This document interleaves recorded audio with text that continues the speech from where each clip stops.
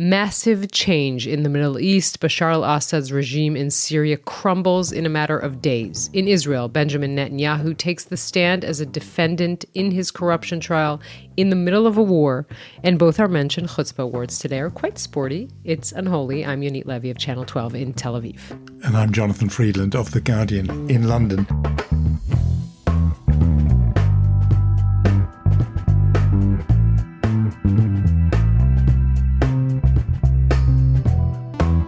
Unholy, two Jews on the news. We have two big guests for you this week, a sage luminary of the world of American foreign policy and an award-winning filmmaker. So we're going to bring you all of those. Relevant to the two big stories of the week, absolutely. Right? They're going to talk about both of the things you mentioned about, Syria and about Netanyahu on trial. Just a tiny bit about ourselves. We are now 1 week into our new community on Patreon. If you're new to that, it's a whole area where you can subscribe to podcasts that you like. And we gave a lot of the details last week, and you can see more of them in the show notes. We'll have a link there. But just to say about that, we are tremendously grateful for, lots of people who've already signed up. Basically, the deal is we're still here in the normal way every Friday or late Thursday night, depending where you are in the world with this podcast. But if you want even more... update episodes if necessary, of course. Yeah, update episodes when they come. We'll still be doing those. You'll get access to them, wherever and whatever. But if you want even more on top of that, then you can subscribe to Patreon. We've got two sort of different levels, two different ways of doing it. Remind us again, Yoni, what do you get if you subscribe to one of these different levels? So essentially, there are going to be bonus episodes that are Q&As and Zoom calls with us, if you'd like. Generally, just more of us. I mean, there are some weeks I want less of us. But if anyone wants more, they know how to do that. Just look at that Patreon link on our show notes. Yeah, and I've had a few people mention to me they're quite excited about the Zoom call. I think the plan is to do that once every 3 months or so, where you'll actually be on a kind of live call with the both of us.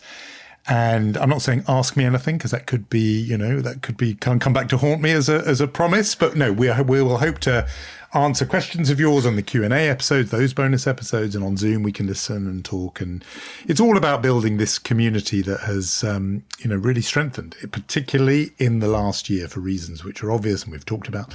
But this is all part of that. So, like we said, there's a lot of news this week, the huge epic news out of Syria. There's the Netanyahu on trial and appearing on trial. But we're going to get into those with our guests. But, there's other stuff going on.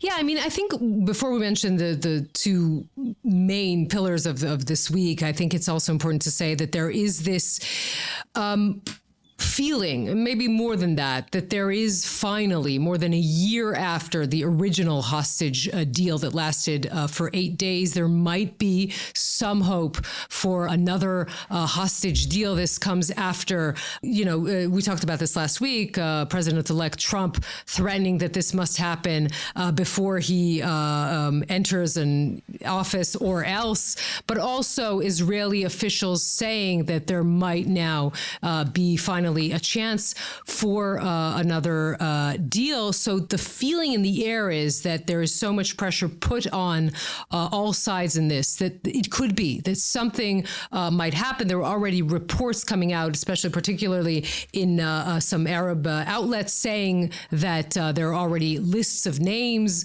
coming through. I don't know if there were that kind of optimistic stage. There's also a conversation between the newly appointed Minister of Defense, Israel Katz, and his counterpart, Lloyd Austin, about this. Israel Katz saying the same thing, essentially, that there might be a chance for a renewed deal. Listeners will have gone through it with us, been round this block before, of course. We should mention that caveat. There have been moments where we thought we were on the brink of a deal.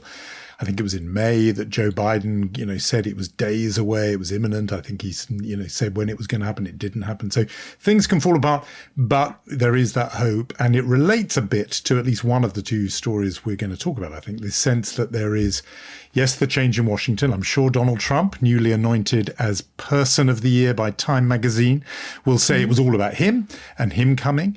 But it may be an indicator or a function of the weakness of some of the other parties to this. And I'm thinking particularly of Hamas, that is seeing that its patron and its allies, namely Iran and Hezbollah respectively, are in a extraordinarily weak position. And that could be part of this mix as well.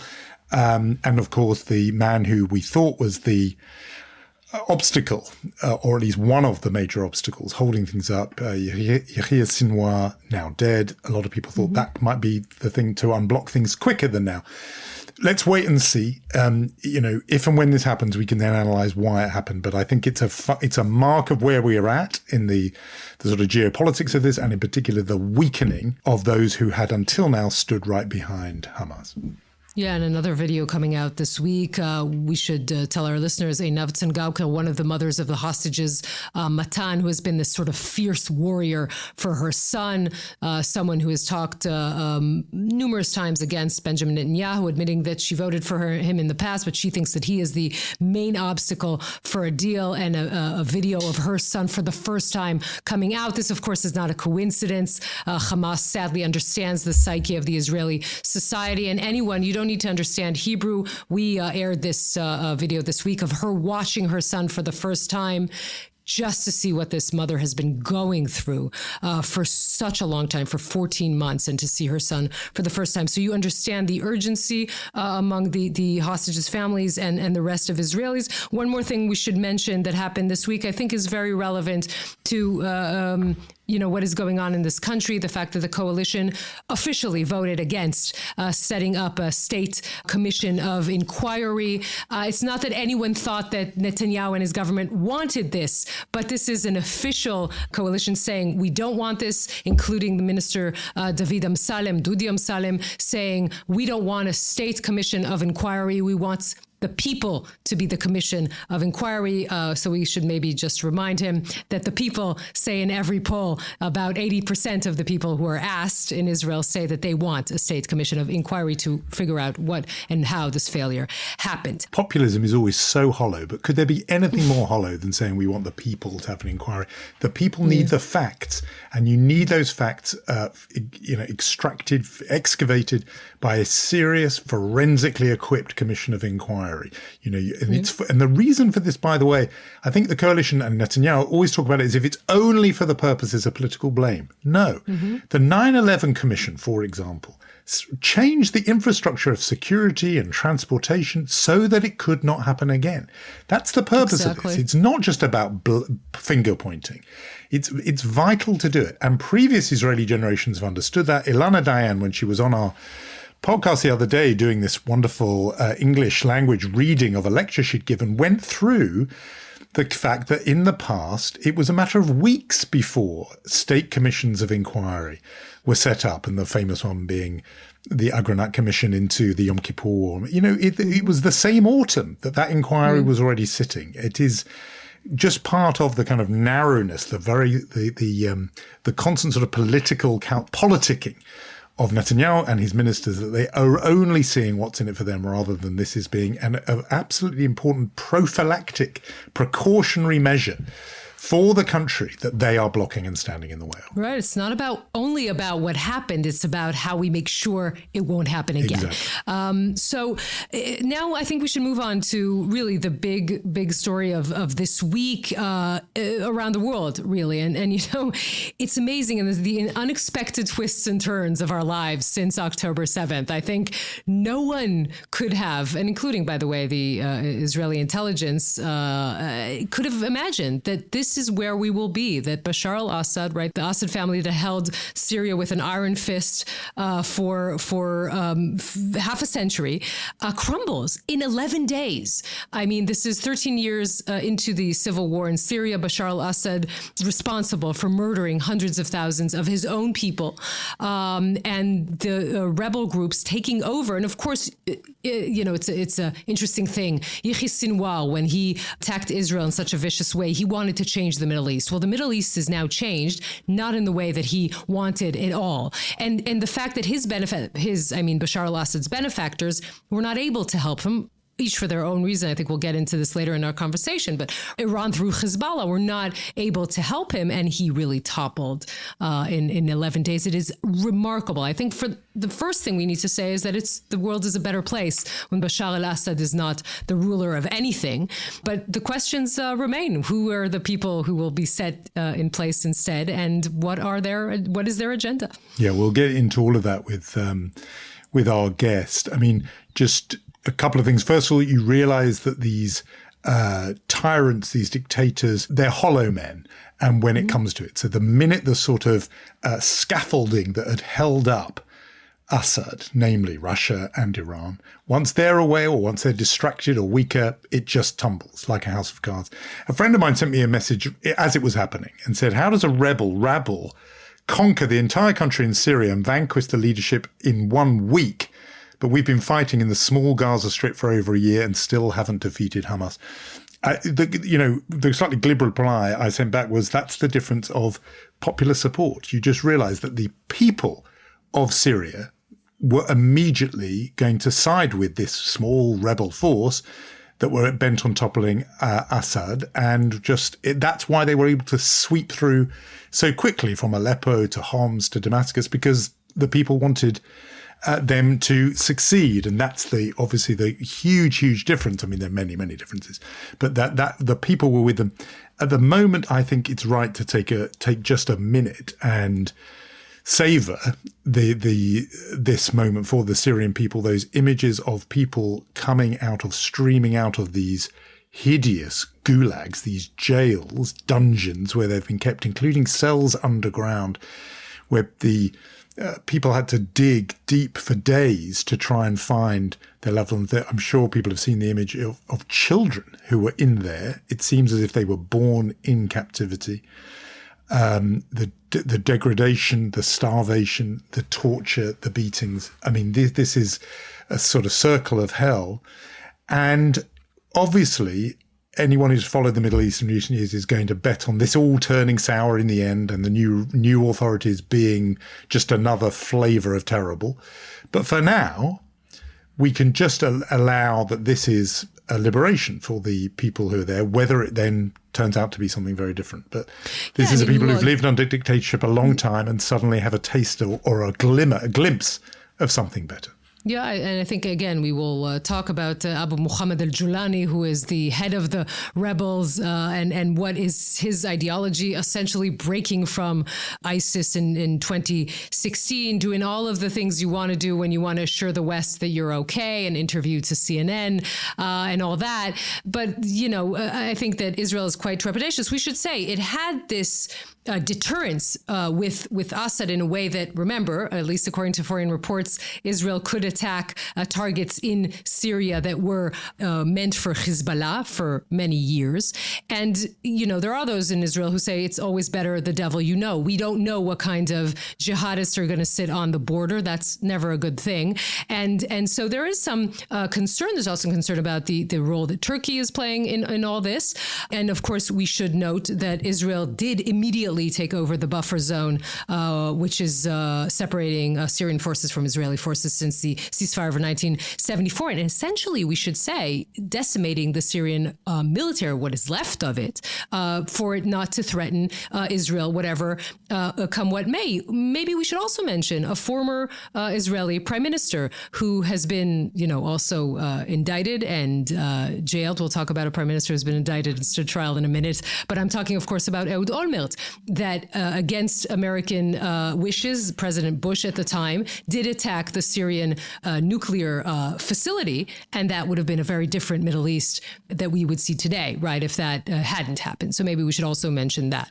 Yeah, he deserves, I think, retrospectively, some foresight, some credit for some foresight there. You're right, this would be a very different situation. Classic case of inside outside Israel, this one. I think you'll have seen that the United Nations and a lot of the world's media were sort of have been outraged is too strong, because they've dialed it down, but they have been critical of Israel's immediate policy of airstrikes, 300, 350 Also, airstrikes against Syria's defense capacity, saying that this is, the country that's just trying to pick itself up and start anew, and Israel doing. I think there are almost nobody inside Israel or defenders of Israel or advocates of Israel around the world who would not think, yeah, that's criticism we're very, very ready to take. The idea that Israel should risk a potential al-Qaeda breakaway, having chemical weapons and a full arsenal right next door, there are not many countries, I think, that would run that risk. It may turn out that Jelani is a candidate for the Nobel Prize and wants to be, running a Swedish think tank. It may turn out like that, but it may not. And I think it is what you would expect. Somebody like me, extremely critical of almost every other decision that Netanyahu has taken since October 7th. I have not noticed that at all. Just the odd one. And plenty before then. On this one, I think it's very hard to muster much of a criticism. We'll talk about it with our guests, but for the instinct that says if you have a moment of uncertainty, a void like this, it is too great a risk to allow, for example, a chemical arsenal into the hands of a group who from all of its ideological leanings, you would think, whatever if they thought of Assad, this is going to be a country deeply hostile, a grouping rather, deeply hostile, you would imagine, to Israel. Well, this is a perfect time, I think, to bring in our guest for this week.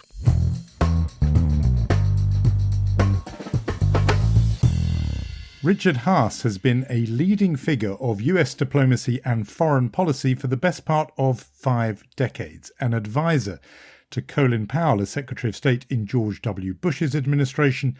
He also served on the National Security Council under Bush's father and was for 20 years president of the Council on Foreign Relations, leaving that post just last year. Richard Haass, welcome to Unholy. Despite the name, I'm happy to be here. We are very glad you're with us. So first off, you're foreign policy sage, but were you taken by surprise as much as everyone else by the fall of Assad in Damascus? The short, honest answer is I was surprised.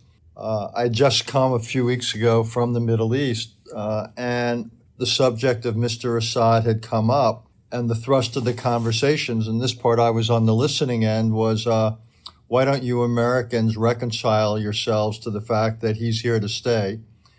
It doesn't serve your interest to ignore him. And why don't you see if you could find your way back to a relationship with him? Maybe in the process you could reduce Iranian influence in Syria. And that was maybe, 3 weeks or a month ago. So a lot happened in a short amount of time. Is it just because, or not just, but is the reason for this is there's two benefactors, Russia, Iran, just decided or couldn't, were too weak or too preoccupied to help him, and that's what happened?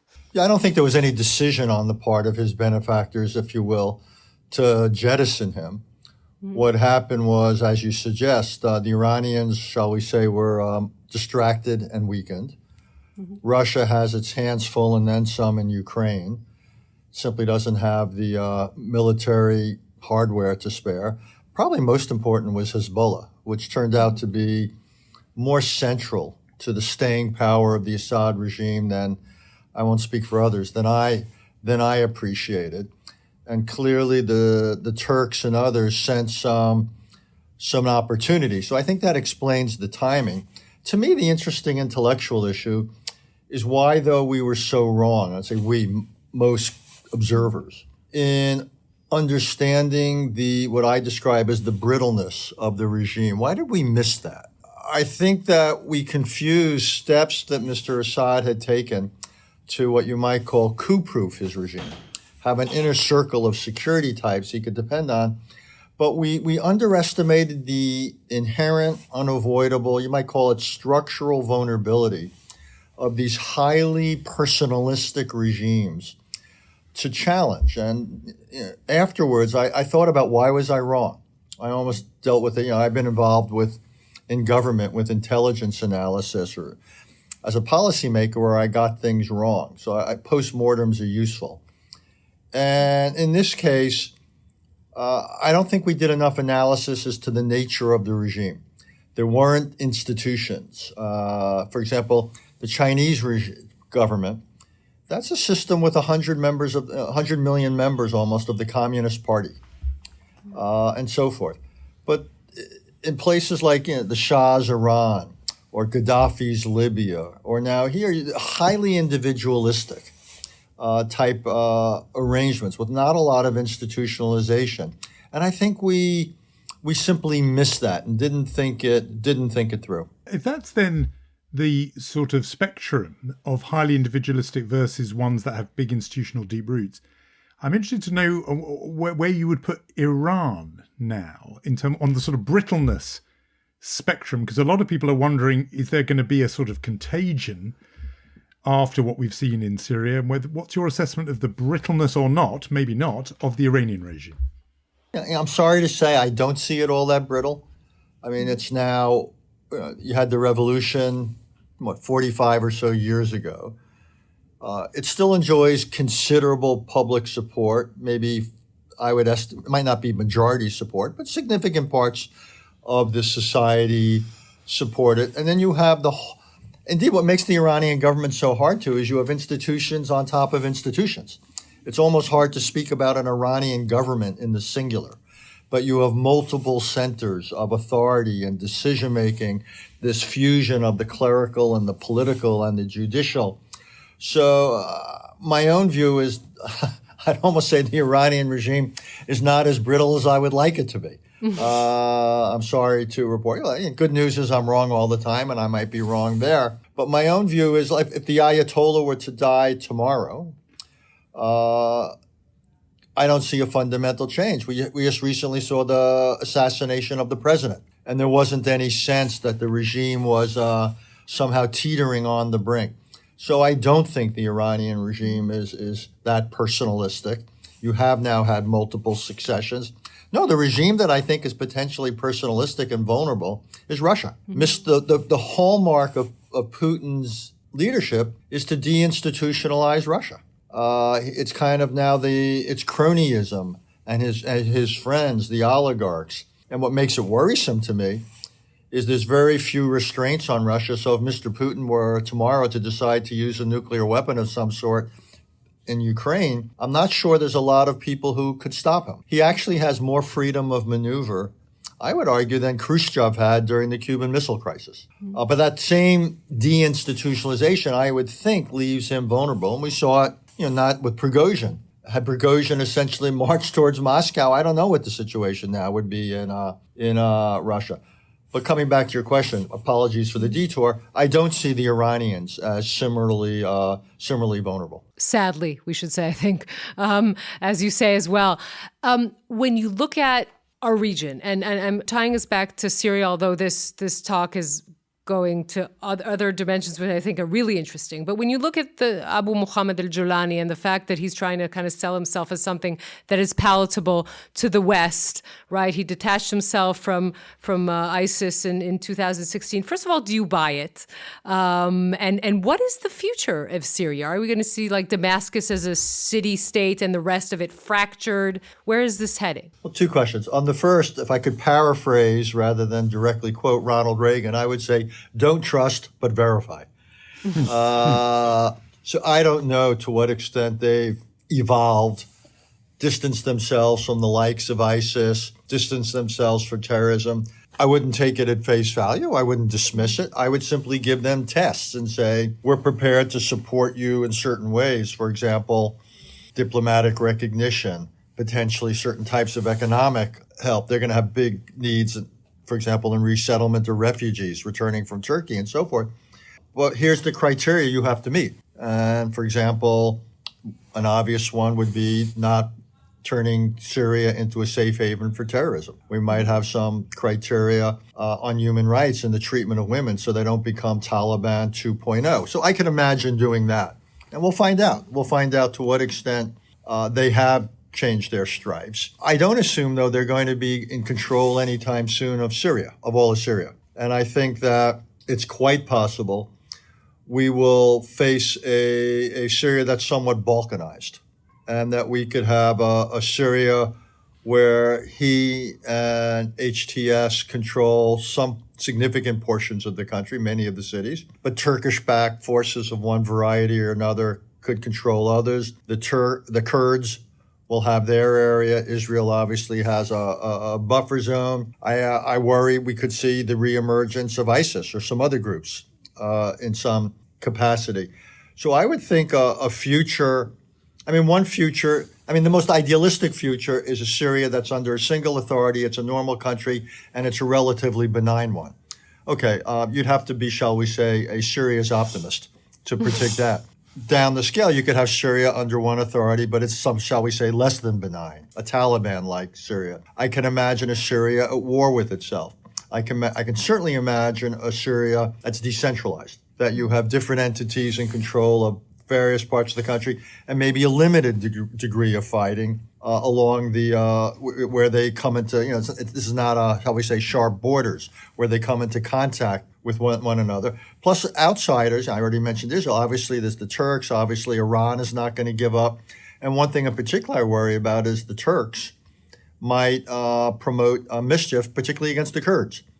I think Mr. Erdogan is incapable of seeing Kurds as a legitimate national entity. He sees them both as a threat to the Turkish state as well as a source of terrorism. I don't think he does a lot of discrimination in how he sees Kurds. So my guess is he will use this moment to go after the Kurdish military forces. So I don't think, in a sense, we've arrived at a new, steady state in Syria as yet.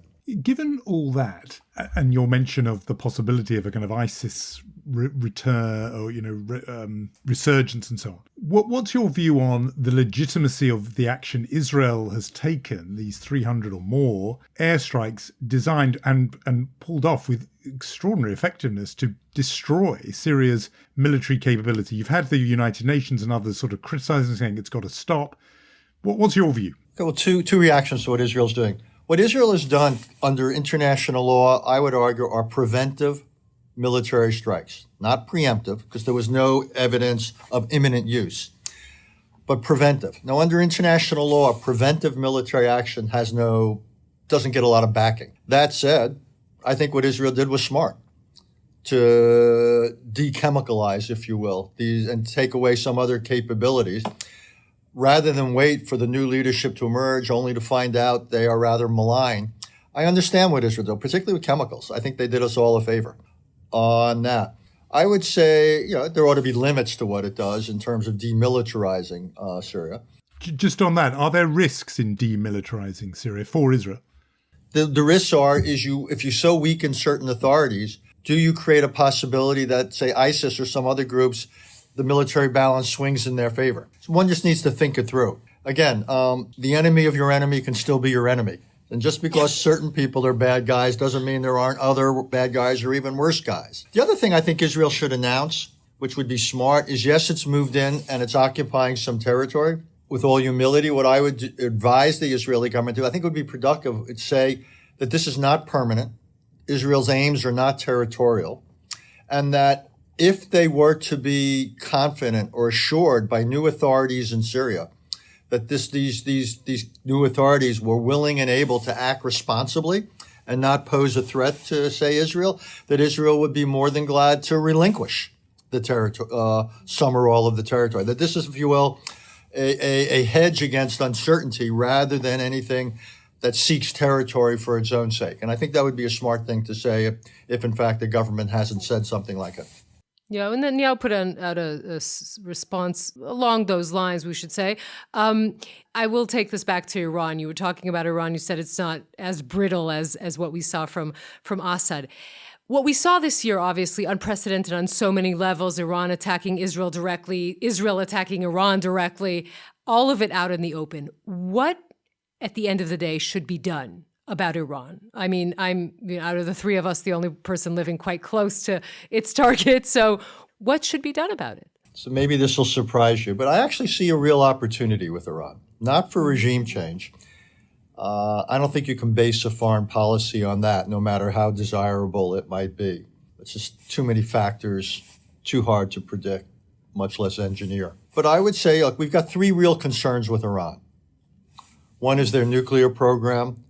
Second is their support for proxies. Third is how they treat their own people. Those are three pretty big baskets of concern. And what I would basically be open to is going to the Iranians and say, one way or another, we seek satisfaction on at least the first two, the nuclear and the proxy support. We'd like to see progress on the other. So you have a choice as to how we're going to get there. But what I would say, we're open to a grand bargain with you. But what we would need is a mutually acceptable low ceiling on your nuclear program with all sorts of arrangements for verification and monitoring. Secondly, an end to support for Hamas, military support for Hamas, Hezbollah, and the Houthis. And if you do that, we would be willing to relax most or all of the sanctions, say most of the sanctions. We would be willing to relax even more sanctions if you treated your own people with a degree of tolerance. So I would give them that offer. And if they refuse to accept it, we would also say at the same time, you should know, though, that we are prepared to use military force to achieve some of these same goals on the nuclear program and on the Houthis. So basically tell the Iranians, we're prepared to have a normal relationship with you. We're not seeking regime change. But here's the behavioral, policy changes we require from you. And it's really going to be up to you as to how these come about. But that's what I would put towards the Iranian government.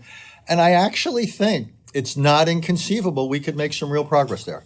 I'm not normally associated with the word optimism, but I actually think there's a decent chance we could make some progress. But at least let's explore it. If it turns out the Iranians are uninterested, which is quite possible, and indeed you could have a real split in Iran, the new president might want it, the IRGC might oppose it, then okay, if you have to ever escalate or use military force, I always think it's important to have demonstrated that you tried other approaches. I think in terms of international public opinion, your own domestic opinion. So I would take a run at it diplomatically, and I would hope that the new American administration in coordination with Israel would do that. Two questions that come from that. One, do you think the offer of relief from sanctions is incentive enough for them to move on not just one of those three things, but all, two at least, or even three of those three things? And then the other question is to look at this completely from the other way, which is the view that you don't kick a man when he's down. Actually, that's completely the right time to kick them. You kick somebody when they're weak. And the temptation to get Iran's nuclear capability, now is the moment. And I just wonder if an incoming Trump administration would think that it's the one moment where they're at their weakest, they're on the ropes, this is the time to take that out. Do you think there will be some who will be drawn to the very opposite of the kind of diplomatic carrot and stick approach and think just let's reach for the big stick? Well, again, that would be a debate over means, not ends. What we want is an Iran, that's no longer providing help to proxies. I'm not sure we can accomplish all that militarily and end to help for proxies. I'm not sure that's easily doable by military means. We can complicate it, as Israel has with, by weakening Hezbollah, by weakening Hamas. Obviously, the conduit through Syria has been to some extent removed. But, for example, support for Houthis, again, we can hurt them militarily. I'm not sure we can stop it. Second of all, the attack on the nuclear program, we could probably set back the program for years. Could we destroy it all? No. Can you destroy the knowledge? No. Can you prevent them rebuilding it in underground locations that maybe you couldn't reach next time? I'm not sure. So again, I would say Iran is down right now. So let's pursue ambitious ends.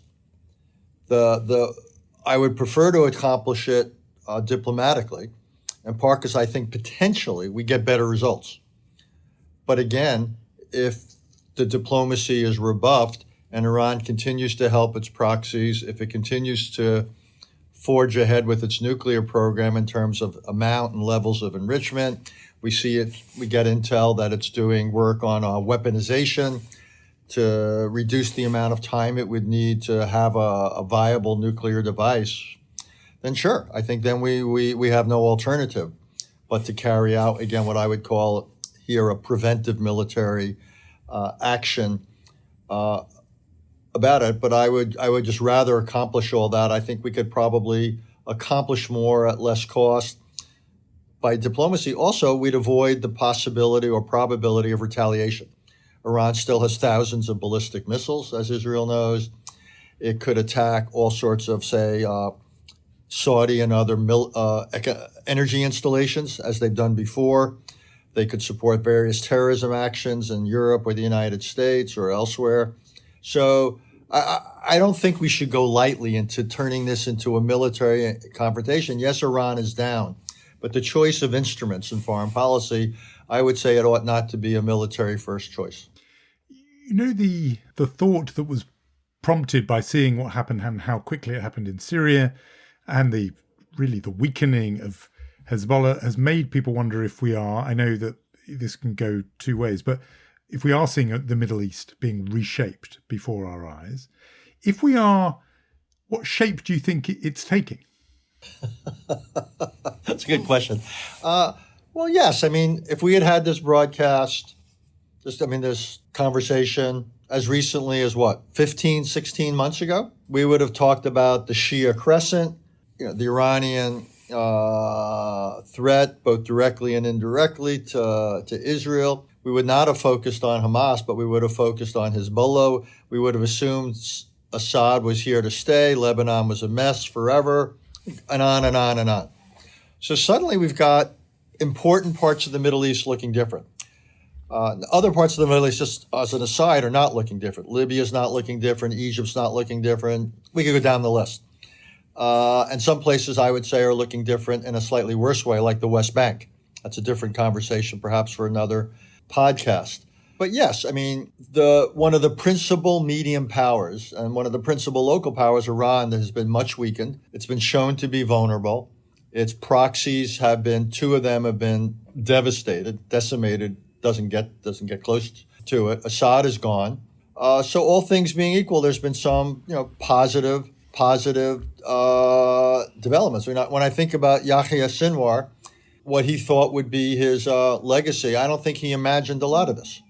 This was not the post-October 7th world he envisioned.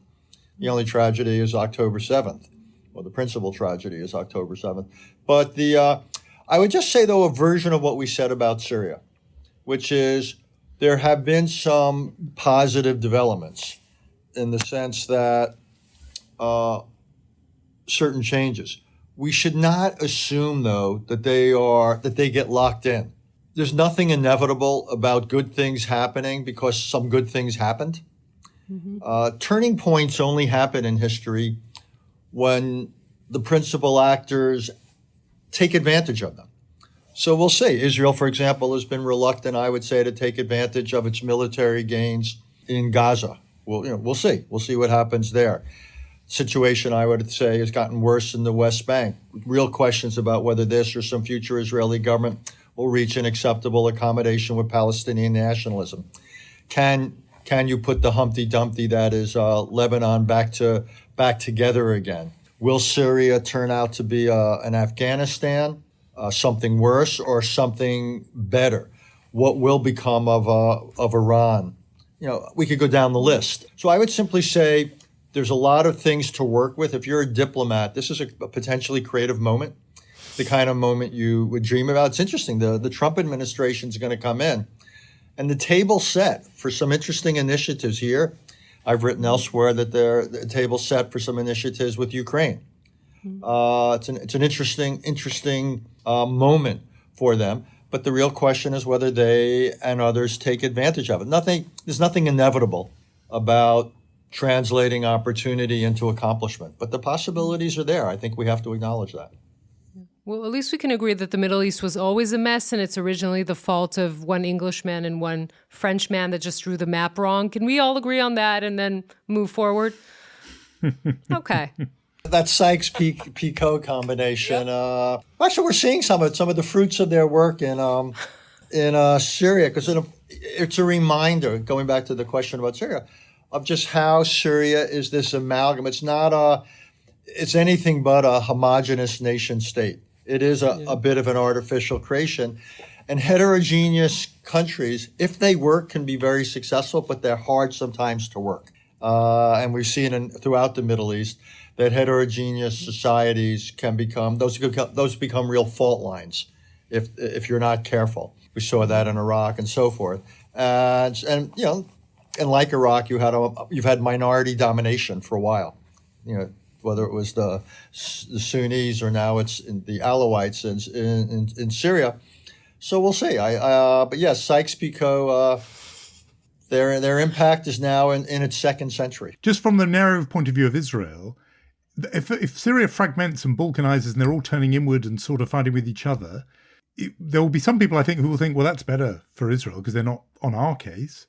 But what's better or worse from the Israeli point of view, a stable, perhaps unpleasant regime, or the kind of balkanization, fragmenting you've just described? All things being equal, I would say a stable but not hostile regime. And you had that at times under particularly Assad, the father, where Israel and Syria, in post-67 or post-73 rather, post-73 Israeli-Syrian relations were not all that bad. You had real stability. You had, and the negotiations never came to fruition. It was frustrating. You had all sorts of rules of the road, and it gave Israel the luxury of focusing on other things. So I would think that is preferable to a situation of where you have to worry about militias and terrorist groups and people coming across borders, and just you have to keep your eye on it, and you can't assume anything. So it's almost better the devil you know than the devil you don't type of a situation. Neither one is an ideal outcome, and obviously Israel would like to have a Syria on its border, more like Jordan or Egypt or something like that. But I'm afraid that's not in the cards anytime soon. Well, you said it's a time for creative diplomats and probably for journalists who like news as well. Richard Haass, thank you so much for coming on the podcast. You made us smarter. Thanks so much. Well, thanks so much for having me, and thanks for what you do. This is you don't get a lot of good conversations like this anymore, so thank you. Thank you. Thank you.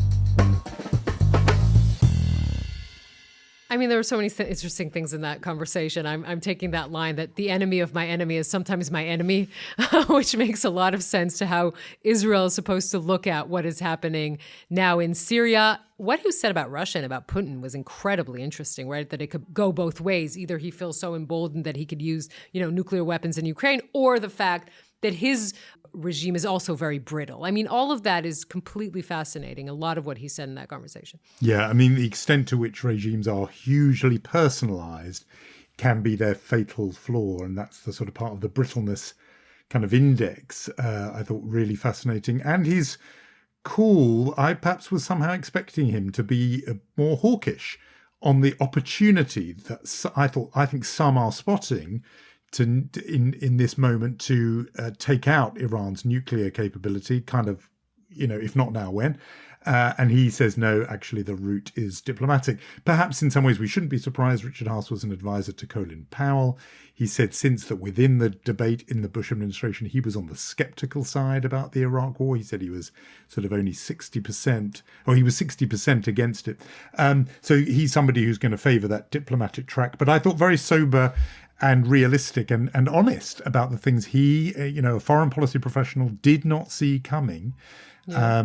Even just, in the last few weeks. And we can remind our listeners in that regard that it was the Bush administration, Bush 43, that thought the right thing to do after Israel disengaged from Gaza, left Gaza, was to hold elections. And Israel and Ariel Sharon actually said, don't do it. But they went ahead and did that, and Hamas was elected. And of course, the rest is history. There's one thing, you said before we talked with Richard Haass, was why was Bashar Assad toppled so easily and Hamas is still such an uphill battle? The answer, of course, is Iran. Iran continued to support Hamas in so many ways through Hezbollah, through the Houthis in Yemen, in every way that they could.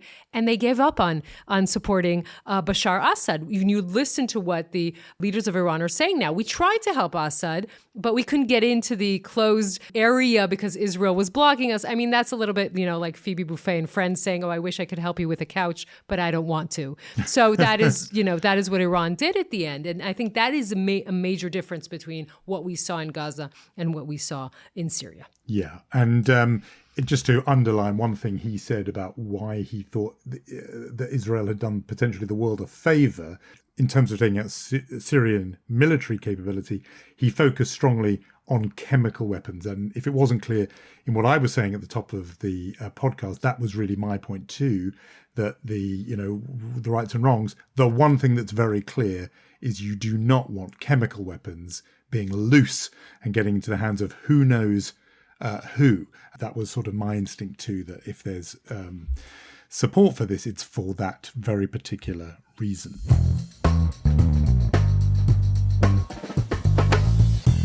The investigations against Netanyahu began in 2015, which is a very long time ago. And many people thought that there would be no moment where he would actually take the stand. But this happened this week. And for the first time, he took the stand and gave testimony in his corruption trial, 3 corruption cases against Netanyahu, in fact. And before we go into our next interview, I think there are 2 things to mention. One is that Netanyahu, for a few years, has been saying, and he said in front of the High Court of Justice when they were contemplating whether or not he can indeed run a government while being indicted for corruption, he said he will have no problem to run the country and also fight for his innocence. Again, he said that, reiterated that after October 7th. So lo and behold, there was still an attempt by Netanyahu, his lawyers, and his supporters to postpone his trial, his day in court, as much as they could. But at the end, the judges gave a very short delay, and he began giving his testimony. Historic moment for Israel, not in a good way, but still, it is a moment. Netanyahu's line of defense generally has been from the beginning, and he went on. Of course, I think the cross-examination will be the moment where it begins to be interesting. But his line of defense thus far is, I don't remember and I don't know. And I was not aware, really, would probably the most accurate way of saying it. There's one thing that I find really interesting, that 2 out of the 3 cases against Netanyahu, and particularly case 2000, case 4000, have to do with Netanyahu's attempt to influence the media. One has to do with the media outlet Yediot Ahronot, the main newspaper in Israel, and the other has to do with the internet site Walla. I'm not going to go into the intricacies of the allegations and the indictment, but ever since Netanyahu, I would make the point, became much smarter. And what he actually did was just set up media outlets. Instead of trying to influence the original ones, just set up media outlets that speak for him and are his megaphone. So I just make those 2 notes before we go into our next interview. I mean, you're right not to get stuck into the weeds of these charges. And just to bring people up to speed, the guts of these cases, there's obviously a lot of detail, but the essentials are that Bibi Netanyahu was in receipt of things that benefited him, whether that was media coverage in a couple of the cases or literally material benefits, cigars and champagne and so on, in return for things he could do to benefit those people giving him these things, whether that was help with, tax or visas or, whatever. So that's the sort of thrust of these cases. He has turned it, as far as I can see, into his usual, and I've used the word populism already today, but into his usual sort of populist theme, which is forget the details of this. It's me. I'm the victim. I'm representing you, the people, and the elite, the establishment are out to get me, whether that's the media or the judiciary. It seems to me, the old tune he is playing once again. Now, with impeccable timing, a film that has been steadily being released across the world, it's actually just this week released here where I am in the UK, comes out, which sheds new and pretty stunning light on this whole saga.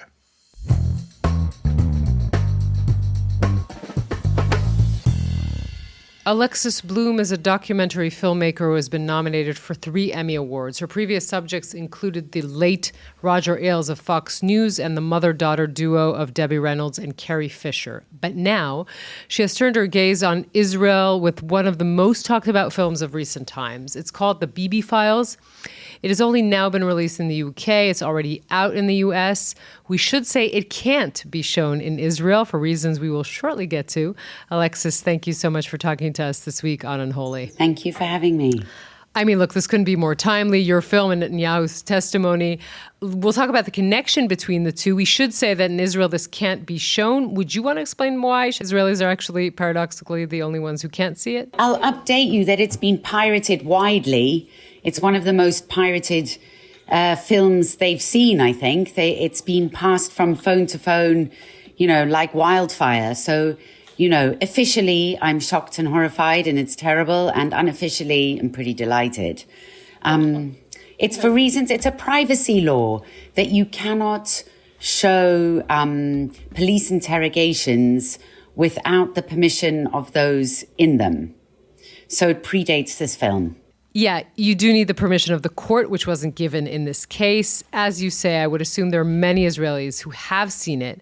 And for an Israeli, I'm talking here from the Israeli perspective, some of the things from the interrogations, the quotes had come out over the years, obviously, but to see the people in the rooms being investigated, Sarah Netanyahu, Yair Netanyahu in particular, I think those are things that are very shocking for many Israelis. What was the thing that shocked you the most when you saw this footage? Well, I didn't know much about Yair and Sarah, so that certainly, their behavior and their disrespect certainly shocked me too. The level of kind of, almost like denigration that they showed towards the police investigators. And actually, there was so much more of it. We were quite restrained in the film. There was a lot of yelling at policemen. There was a lot of insulting of them.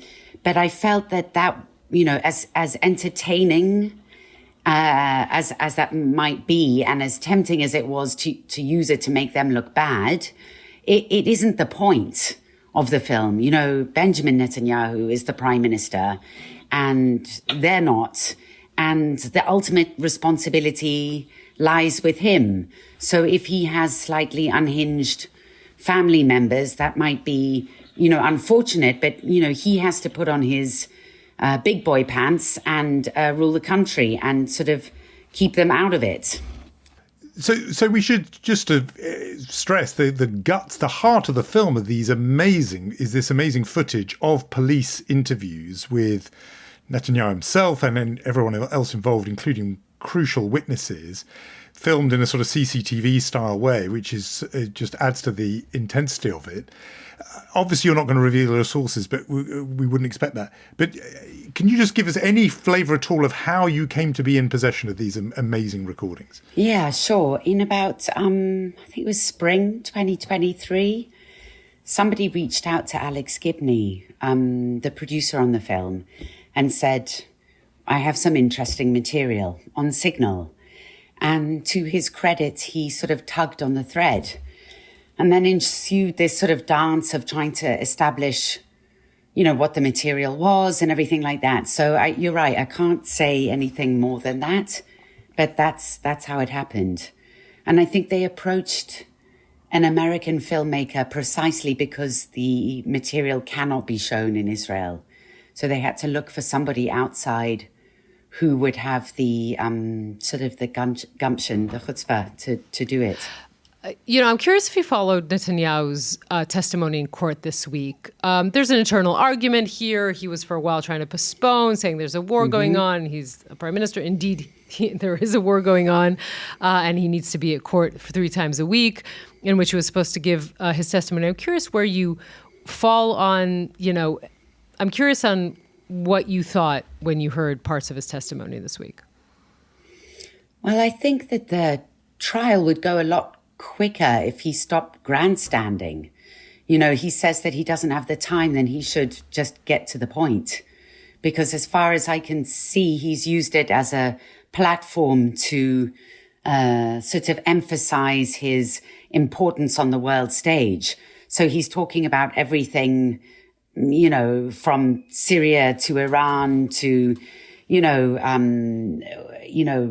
anecdotes about Barack Obama and things that seem not that relevant to the trial. So Netanyahu is indicted for bribery, fraud, breach of trust, very severe corruption indictments. But you do in the film tie between the corruption cases themselves, case 1,000, 2,000, 4,000, and also what happened on October 7th. Can you sort of talk us through the attempt to connect the two?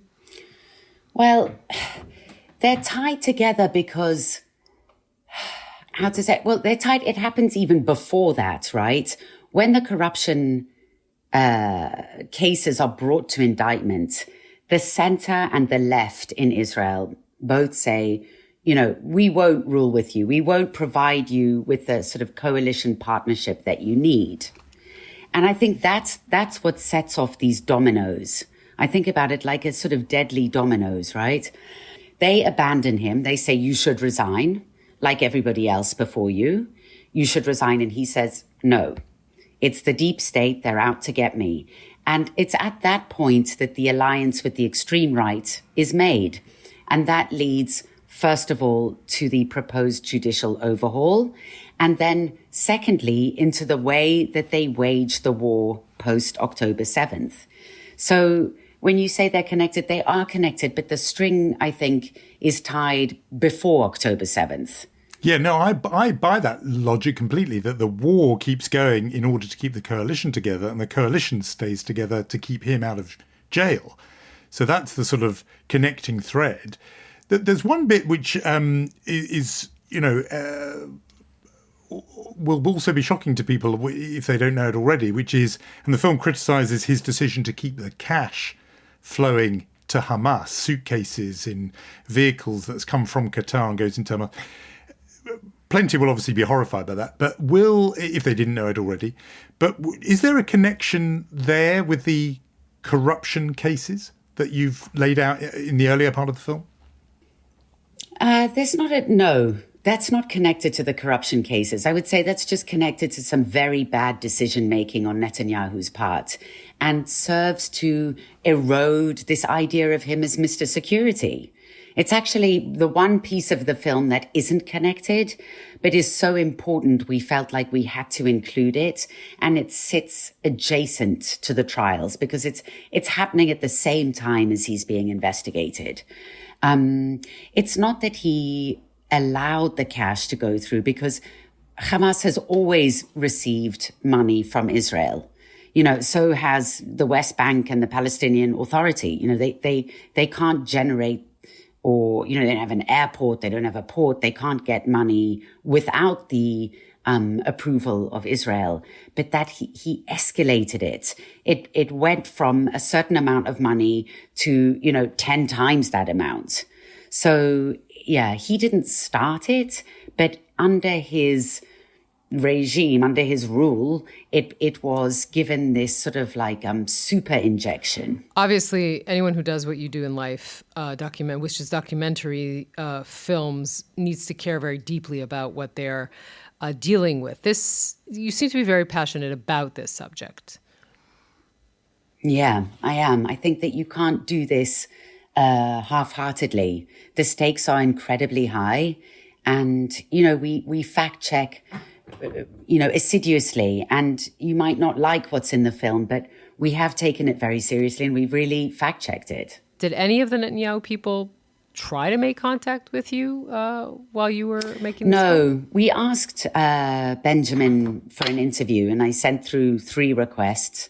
I got an acknowledgement that they were received, but in light of the fact that his last big American interview was with a guy called Dr. Phil, who's like a daytime talk show host. It seemed unlikely that he would give us an interview. And frankly, even if he... Well, he doesn't have a good record in interviews in Hebrew either, so... Yeah, that's true. You two can bond about the being in the refusal club from I just want to ask about the supporting cast, if you like. Because some of the jaw-dropping moments are Yair Netanyahu and his extraordinary sort of contempt and rudeness to discourtesy to the police who are interviewing him. And then Sarah Netanyahu really on film is caught just absolutely unloading, saying that I'm this terrible victim who's lying in the gutter with knives and people killing me, and all I wanted was a little bit of, and she says that to the police, but she says, all I wanted was a bit of positive, and then she says objective coverage, Does it matter if the Prime Minister's wife is, as she comes across in the film, she looks like a pretty appalling person in the film, and Yair Netanyahu the same. Do those things matter to the politics of a country if, we're talking not about the Prime Minister, but the wife and the son? They matter if those characters have influence over the Prime Minister. Otherwise, I think they don't. But time and time again, people both on the record and off the record said how important Yair and Sarah were in terms of shaping Benjamin's worldview. Yair is very keen on social media. He's always online. Bibi is not. Bibi doesn't have a cell phone. He doesn't post. He doesn't know what a tweet is. It's not a tweet. Is it still called a tweet if it's on X? Sorry, showing my You're my asking age two there. social media Luddits here, so I'm not sure I know the answer to that. Right. Bibi, he requires everything printed out on paper. So Yair mediates, Yair mediates his interaction with the modern world of social media, and he's important. And Sarah's important. She knows his schedule. We touch on this in the film. She's the trust boss. She's the one who says, because she's a psychologist. There's that famous Israeli recording, psychologist, and she spells it out. She says she's the psychologist. She understands the way people think, and Bibi doesn't. So she approves appointments or says to Benjamin, we can't trust them. It felt important to include them. And I think that this idea of these singular characters is misleading. Everyone has a family. Everyone has partners or, advisors. And if you look at the good history books, they emphasize that. Yeah, I think that's a famous recording. She's yelling at a PR person or a communications expert, Shaya Segal, who she wants the Israeli public to know more and to talk more about the fact that she has degrees in psychology. That's what you mentioned. There are really a few fascinating characters in this film. We mentioned Sarah Netanyahu, Benjamin Netanyahu himself, Yair Netanyahu, but also Miriam Edelson sitting there, and saying, we always pay for them. And then the police investigator says, well, why do you always pay? And she says, well, ask them. All of their friends are rich. These are moments that, even if Israelis knew this, I think seeing it, those that have seen the film, is very different. I wonder if I ask you, how does this end? How do you think that Netanyahu rule ends eventually? Is it because of the war? Is it because of politics? Is it because of this corruption case? How does it end? I don't know. He's certainly got a bit of tailwind now, right? With as Amir Alon says, he thrives in chaos. And with the fall of Syria, all my friends and sort of colleagues are texting me going, best thing ever for Netanyahu. Well, it proves that someone needs to have a lot of luck as well, besides being a maverick politician. Yeah. I can't see him going to jail at this point. I think he will try everything in his power not to, whether that means pushing out the Attorney General. The longer the trial goes on, the more the extreme right can really sink their hooks into the judicial system. And that's great for his trial, and the more, it's destabilized the region, the more war there is, the more he can say, forget about this trial, I've got more important things to do. Well, the film is the Bibi Files. It is a very astonishing, stunning piece of work. If you're in Israel, you're going to have to get someone to send you a bootlegged copy with Alexis's very stern disapproval note. And if you're outside the country, you can see it. It's now on release in the UK and elsewhere. Alexis Bloom, thanks so much for talking to us on Unholy. Thank you so much for having me. I'm a big fan. Thank you.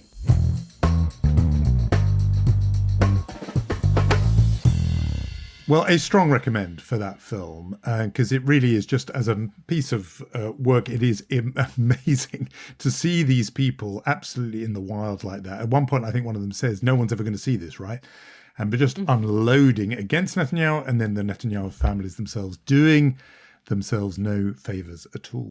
For an Israeli, I think a lot of these quotes have come out in print, and in quotation marks, but to see these people actually saying some of these things. And I think, again, the thing that you go back and forth on, and we mentioned it in the conversation, the Sarah Netanyahu, Yair Netanyahu. By the way, I would send our listeners to an episode we did, I think about 2 years ago, called Netanyahu II, with Haaretz journalist Chaim Levinson, about the effect that Yair Netanyahu has on his father, politically and in other realms. I think that's very relevant to what you see in this film. Before we get to our awards, which, as you said, Yonit, have something of a theme connecting them, I thought a mention of a story in another week we may have delved even deeper into this, but just as a potential harbinger of things to come. Adas Israel, big synagogue, conservative synagogue in Washington. I used to go to 2 synagogues when I was in Washington. There was one I went to, and no, I really did go to 2. There was the Kesher Israel, which is kind of Orthodox. In Georgetown, I used to be simple if you could be complicated? No, I would dabble, but I would shuttle between the 2. And Kesher then the Israel, third synagogue you'd never ever go to, exactly, right? Completely right. So Kesher Israel was the Orthodox one. You'd see Joe Lieberman there, the late Joe Lieberman in one part of town, and then Adas Israel is the conservative synagogue. They had extended an invitation for an evening with former, just recently defenestrated Defense Minister Yoav Gallant. That invitation was withdrawn. He was disinvited following objections from members of the congregation. Yeah, I mean, that is, first of all, when we read that for the first time, I think you and I were both amazed by this. I mean, he's the Israeli defense minister. This is a man really who has given 40 years of his life for the defense of Israel. This is amazing. It's a synagogue. It's not, trying to speak on the Columbia campus. I hear that now what is said is that they were worried about security threats as well for the congregants after they left the event and things like that. But the original story was about congregants not wanting to hear him. Look, this is a very big story any way you turn it around. And if this is and by the way, this is after the ICC issued a warrant. The United States is a country that he can still visit. He has family there. So if after everything that has happened, it's a synagogue that says no to listen to a defense minister, I mean, we're in a very, very worrying place, I think. No, and look, the reason why I said harbinger is that, of course, Gallant, along with Netanyahu, is wanted now by the International Criminal Court and will face arrest in all kinds of places in the world. So this is the kind of future. But the difference here is this would normally be home turf. This would be a safe, as it were, safe place. It's America, it's Washington, as you said, it's a synagogue.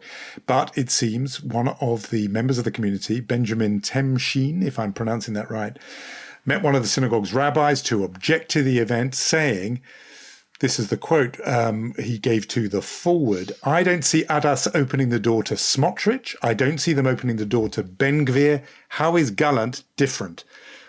I mean, a lot of people would have a lot of answers. In so many ways. Right? The answer is in so many ways. A lot of people would immediately come back with that. But this is a sign, this is something happening, which says if you're part, maybe it's just enough that you were part of Netanyahu's coalition.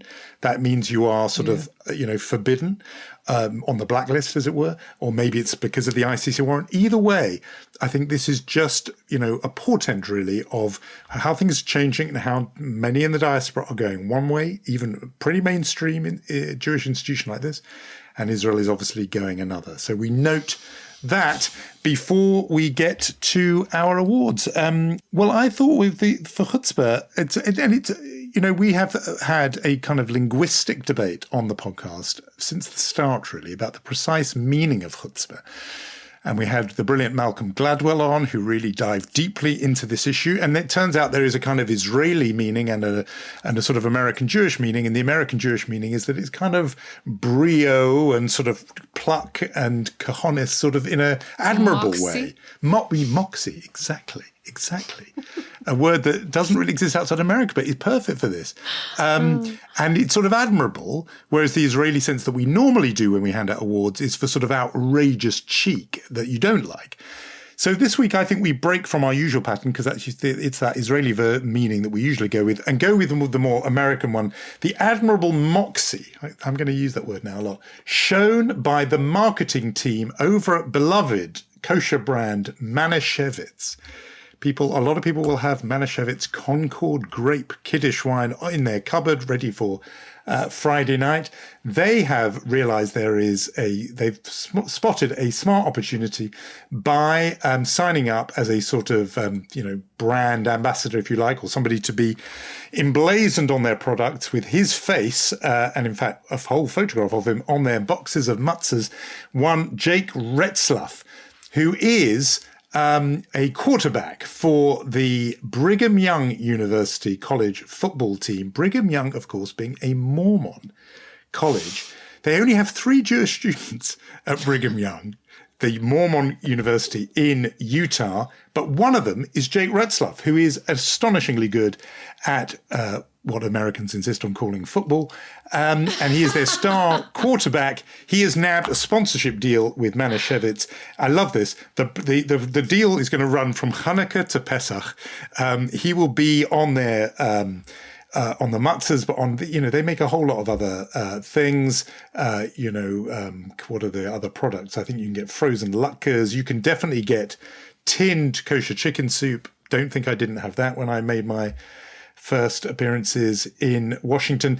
He says, Retzlaff, Manischewitz has always been part of my life. I grew up with matzah with peanut butter as my favorite snack. And every Passover, my family and I made matzah pizza together.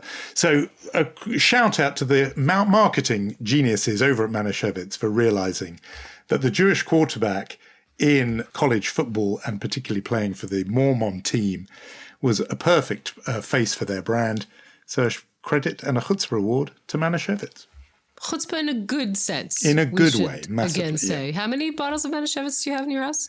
Now, not so many, because, why? But we don't have so many. What kind of Jew are you? Well, because it's What's not big. wrong with Okay, you? So, you've opened this up. In a Manischewitz, you don't really get outside America. It's harder. You can, but it's harder. So here, what we have is Palwin. I must have talked about Palwin Kiddush wine. You have not. You have not.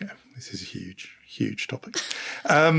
There are different varieties. 4A. Should we have an extra bonus episode for this? We could do this. If you're friend or family, you'll get the full detail. But basically, 4A, and 10. Nobody I know has ever been able to tell me or discern a difference in taste between these 3 varieties. But the reason why it's significant, I think, is Palwin is one of the last places in the Jewish world where the name of Palestine lives on. Because, just as the Jerusalem Post used to be the Palestine Post, Palwin is the Palestine Wine Company. It's from the Yeshuv period. Yeah, wow. 20s and 30s. That's amazing. I know this from my late father, who told me that in 1948 he remembered that bottles changed and became Israelwin, the Israel Wine Company. Totally bombed. No one wanted Israelwin wine. It went back to Palwin. So Palwin is the last bit left in the Jewish world that has Palestine in the name. Uh-huh. And so you couldn't have told me all of this when I had Shabbat dinner at your house? Now I have to hear this? I regret that I didn't do that, because it would have been so stimulating for you to hear that round the Friday night dinner table. You'd have thought we are never, ever going back to that house again. If we have any listener left after that, dear listener, thank you for staying with us. Thank you for clinging on.